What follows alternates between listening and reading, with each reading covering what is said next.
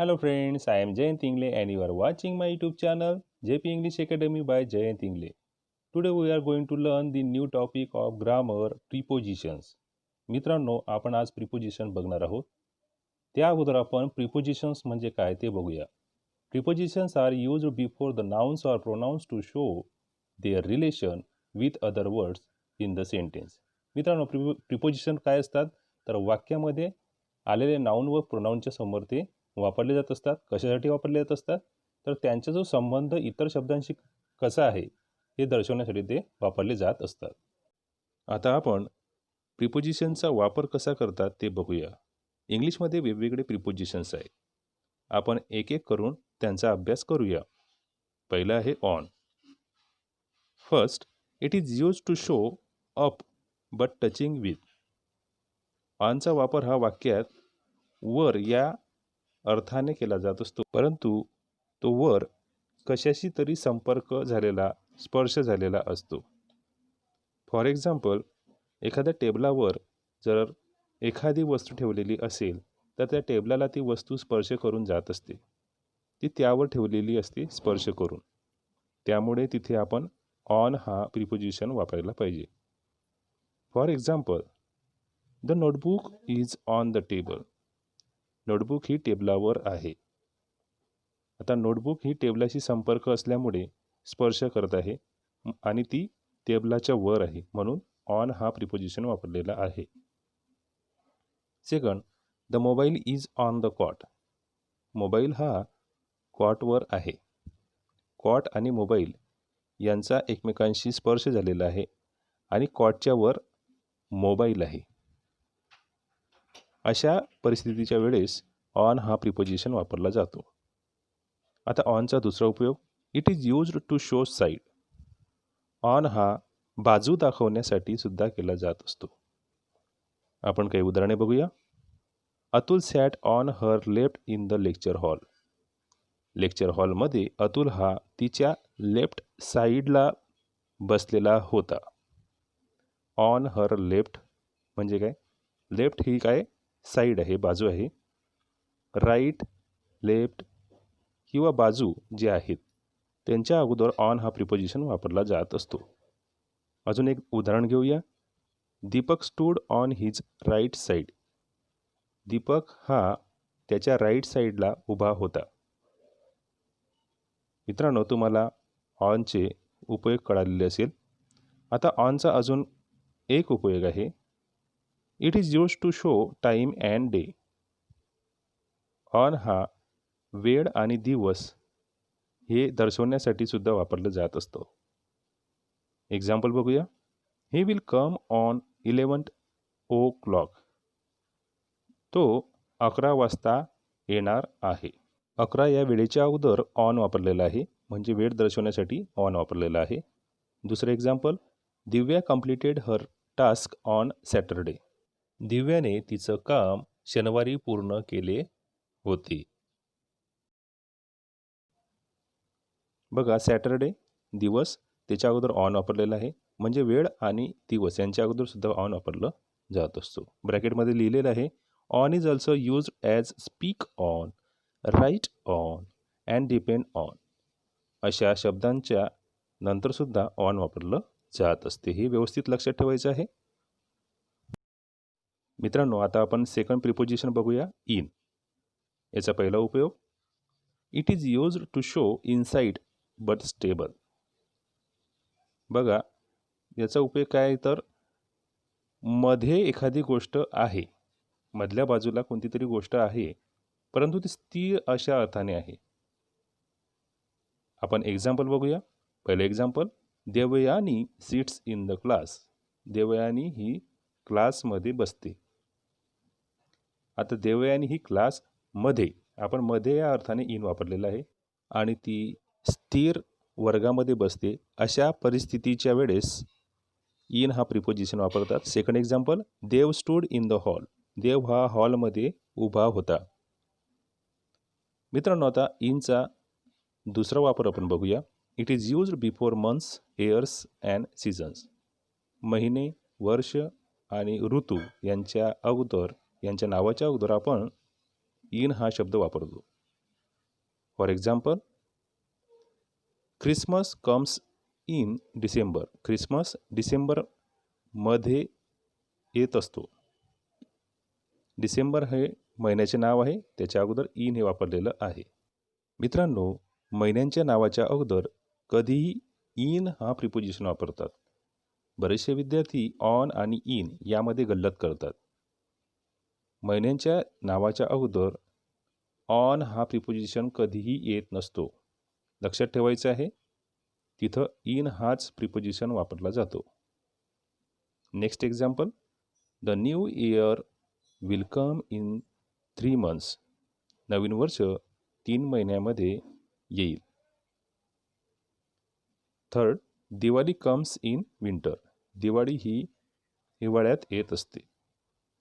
मित्रांनो, इनचा वापर कसा करतात हे आपण बघितलेलं आहे. आता आपण तिसरा प्रिपोजिशन बघूया, इंटू. याचा वापर कसा करतात ते बघूया. First, it is used as going inside, entering inside. मित्रांनो, मध्ये जाताना किंवा प्रवेश करताना या परिस्थितीकरता किंवा अशा वेळेस आपण इंटू हा प्रिपोजिशन वापरत असतो. उदाहरण बघूया. Ganga is coming into the class. Ganga ही वर्गामध्ये येत आहे. मित्रांनो, इन आणि इंटू यातील एक बेसिक डिफरन्स असा आहे की इन प्रिपोजिशन म्हणजे मधल्या अर्थाने परंतु मध्ये स्थिर असलेलं, आणि इंटू म्हणजे मधल्या अर्थाने परंतु हालचाल करत असे. ज्या ठिकाणी मुवमेंट आहे अशा वेळेस इंटू वापरत असतात.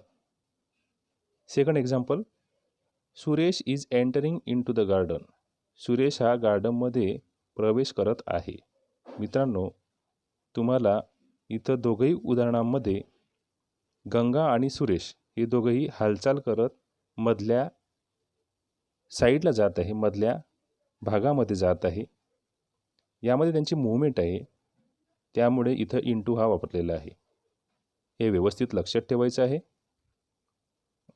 आता इंटूचा दुसरा वापर, it is used to show change in state or face. मित्रांनो, एखाद्या वस्तूची अवस्था बदलताना इंटूचा वापर केला जात असतो. तुम्ही उदाहरण बघा म्हणजे तुम्हाला कळेल. First example, the snow is melted into water. बर्फ हा पाण्यामध्ये वितळला जातो.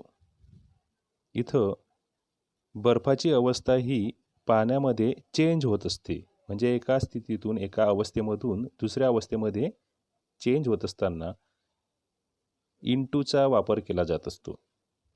Second example, his expression of अँगर has changed into expression of pleasure. त्याचं जे अँगरचं एक्सप्रेशन होतं ते आनंदाच्या एक्सप्रेशनमध्ये परावर्तित झालेलं आहे, चेंज झालेलं आहे. यावेळेस इंटू हा शब्द वापरलेला आहे. रागाच्या अवस्थेतून तो आनंदाच्या अवस्थेमध्ये काय होतोय, चेंज होत असतो. एका स्थितीतून तो दुसऱ्या अवस्थेमध्ये चेंज होतोय, म्हणून इथं इंटू वापरलेला आहे. मित्रांनो, तुम्हाला इंटूचा वापर कळालेला असेलच. चला तर मित्रांनो, बघूया चौथा preposition, by. First, it is used to show near to something. कशाच्या तरी शेजारी या अर्थाने बाय वापरला जात असतो. एक्झाम्पल आहे, daffodils scattered by the river. डॅफोडिल्सची फुलं नदीच्या शेजारी पसरलेली होती. स्कॅटर्ड म्हणजे पसरलेली होती. इथं बाय हा जवळ या अर्थाने वापरलेला आहे. Second, it is used in passive voice. Change the व्हॉइसमध्ये ॲक्टिव्ह व्हॉइसमधून पॅसिव्ह व्हॉइसमध्ये आपण जेव्हा वाक्य रूपांतरित करतो तेव्हा बायचा वापर केला जात असतो. उदाहरण, he is called by the boss. त्याला बॉसकडून बोलावणं गेलं आहे. मित्रांनो, आता पुढचा प्रिपोजिशन बघूया, फॉर. याचा पहिला उपयोग, it is used to show duration or length of time. मित्रांनो, इथं वेळेची लांबी किंवा जो कालावधी आहे त्यासाठी फॉर वापरला जात असतो. उदाहरण, the soldiers will take rest for 2 hours. सैनिक हे 2 तासांसाठी रेस्ट घेणार. Second, they would walk for 1 hour. ते 1 तासासाठी वॉक करणार. आता next, it is used to show reason, purpose and exchange. हा दुसरा उपयोग आहे फॉरचा. वाक्यामध्ये कारण, हेतू आणि एक्सचेंज अदलाबदली दाखवण्यासाठी फॉरचा वापर केला जात असतो. पहिलं उदाहरण, reading is a good for mental circulation. Mental सर्क्युलेशनसाठी वाचन हे चांगले आहे. मित्रांनो, एखाद्या रिझनसाठी आपण इथं फॉर वापरलेला आहे. Second, he was rewarded for his great deeds. Deeds म्हणजे कृत्य. त्याला ग्रेट डीड्स, चांगल्या कृत्यांसाठी रिवॉर्ड केलं गेलं होतं. रिवॉर्ड म्हणजे बक्षीस दिलं गेलं होतं. फॉर हिज ग्रेट डीड्स, त्याच्या महान अशा कृत्यांसाठी. फॉर म्हणजे साठी. आता नेक्स्ट प्रिपोजिशन विथ. पहिला उपयोग, it is used to show in company with. एखाद्याच्या सोबत किंवा सोबत यासाठी विथ वापरला जात असतो. For example, the dog always goes with his owner. कुत्रा हा त्याच्या ओनरसोबत, मालकासोबत जात असतो. तो नेहमी जात असतो. सोबत या अर्थाने वापरलेला आहे. सेकंड, आता याचा दुसरा उपयोग, it is use to show with the help of. याचा वापर च्या साहाय्याने या अर्थाने सुद्धा केला जात असतो. For example, Rohit hits the ball with his favourite bat. Rohit हा त्याच्या फेवरेट बॅटने बॉलला हिट करतो. मित्रांनो, इथं त्या फेवरेट बॅटच्या साहाय्याने त्याने तो बॉल हिट केलेला आहे. च्या साहाय्याने या अर्थाने विथ वापरलेला आहे. B, he writes with his father's pen. तो त्याच्या वडिलांच्या पेनाने लिहित असतो. वडिलांच्या पेनाच्या साहाय्याने तो लिहित असतो, च्या साहाय्याने. तुम्हाला विथचा उपयोग कसा करायचा हे चांगल्या प्रकारे कळालेलं असेलच. आता नेक्स्ट, पुढचा फिगर ऑफ स्पीच आहे टू. टूचा वापर हा कसा करतात ते आपण बघूया. पहिला उपयोग, it is used to show going or coming to one place. याचा उपयोग एखाद्या ठिकाणी जाण्यासाठी किंवा येण्यासाठी या अर्थाने केला जात असतो. त्या प्रत्ययाने त्याला वापरला जात असतो. Example, he goes to the college. तो कॉलेजला जात असतो. टू द कॉलेज म्हणजे कॉलेजला. जाण्याची प्रक्रिया जी आहे ही टूने दाखवलेली आहे. Second use, it is use to show from to. एका पॉईंटपासून ते किंवा ठिकाणापासून ते यासाठी किंवा अशा प्रकारच्या वाक्यात टू हा वापरला जात असतो. Example, he is travelling from Jalgaon to Bhusawal. तो जळगाव ते भुसावळ असा प्रवास करीत आहे. जळगावपासून ते भुसावळ अशा पद्धतीनं वाक्य त्याचा वापर केला जात असतो. आता याचा तिसरा उपयोग, it is used to show passing from to or hand over to. याचा उपयोग हा एखाद्यापासून ती दुसऱ्यांपर्यंत किंवा एखाद्याला देणे, हँडओव्हर म्हणजे दुसऱ्याला ते हस्तांतरित करणे, अशा पद्धतीने किंवा अशा अर्थाने वापरला जात असतो किंवा अशा ठिकाणी तो यूज केला जात असतो. The charge is given to mister Khurana after the retirement of mister Gill. Mister गिलच्या रिटायरमेंटनंतर मिस्टर खुरानाकडे चार्ज हा दिला गेला. टू मिस्टर खुराना म्हणजे त्यांना दिला गेला. या अर्थाने टूचा वापर केलेला आहे. एक चार्ज हा दुसऱ्याकडे हस्तांतरित केला गेला, हँड ओव्हर केला गेला म्हणजे काय की तो हस्तांतरित केला गेला. अशा प्रकारच्या वाक्यामध्ये सुद्धा टू वापरला जात असतो. Next preposition at. ॲटचा वापर कसा करतात ते आपण आता बघूया. It is used to show near to something. याचा वापर एखादी गोष्टच्या जवळ या अर्थाने केला जात असतो. For example, Ganesh will meet him at Sophia garden. Ganesh हा त्याला सोफिया गार्डनला भेटणार.